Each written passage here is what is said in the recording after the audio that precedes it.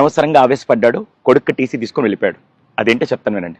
Prayer 9 గంటలకు start అయ్యి పిల్లలందరూ లేట్ కమర్స్ అందరూ బయట వెయిట్ చేస్తుంటే ప్రేయర్ కంప్లీట్ చేసుకొని 9:10కి ప్రిన్సిపల్ గారు బయటకు వచ్చి ఎవరెవరైతే లేట్గా వచ్చారో వాళ్ళని క్వశ్చన్ చేస్తూ నార్మల్గా వాళ్ళ చేత గుంజలు చూపిస్తుంటే ఈ లోపల ఒక తండ్రి 9:15కి వాళ్ళ కొడుకుని దింపేసి కార్ రివర్స్ చేస్తూ వాళ్ళ కొడుకు బయటే ఉన్నాడని తెలిసి మళ్ళీ కార్ ఆప్ బయటకు వచ్చి ప్రిన్సిపల్ గారిని అడిగారు, సార్ పిల్లల్ని పంపించవచ్చు కదంటే, లేదు సార్ వీళ్ళు లేట్ కమర్స్, కొద్దిసేపు ఆగి నేను పంపిస్తాను సార్ అంటే ఈ లోపల అక్కడ ఆర్గ్యుమెంట్ జరిగి ఆయన ఆవేశపడుతూ లేట్ అయితే మాత్రం పిల్లల్ని బయట ఎండలో నిలబెడతారా, లోపల పంపించండి అనేసరికి ఆయన ఆవేశాన్ని చూసి ప్రిన్సిపల్ గారు ఏం మాట్లాడకుండా వెంటనే అటెండెంట్ పిలిచి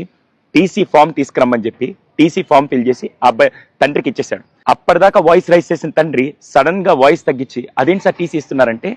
సార్ చదువు ఎక్కడ నేర్పించవచ్చు కానీ పిల్లలకి నేర్పించాల్సింది ఈ వయసులో డిసిప్లైన్, అందులో లేటుగా వచ్చారు కాబట్టి నేను ఆ డిసిప్లైన్ ఈ స్కూల్లో ఈ వయసులో నేర్పించకపోతే రేపు పెద్దయ్యాక వాళ్ళు ఎక్కడ నేర్చుకోలేరు, అటువంటి డిసిప్లైన్ నేను నేర్పిస్తుంటే ఇంతమంది పిల్లల ముందు మీరు నన్ను క్వశ్చన్ చేశారంటే ఇటువంటి పేరెంట్స్ నాకు వద్దు సార్ అని చెప్పి టీసీ ఇచ్చేసి పంపించేశారు. చూసే వాళ్ళందరూ ఒక క్వశ్చన్ అడుగుతాను, మీలో ఎంతమంది చిన్నప్పుడు స్కూల్కి లేట్గా వచ్చినందుకు పీఈటీ సార్ చేత దెబ్బలు తిని ఆ తర్వాత అక్కడ గోడ కుర్చీయో లేకుంటే గుంజిళ్ళు తీసి పనిష్మెంట్ తీసుకొని ఆ రోజు డిసిప్లిన్ నేర్చుకున్నారు కాబట్టి ఈ రోజు సమాజంలో గౌరవంగా ఉన్నాం.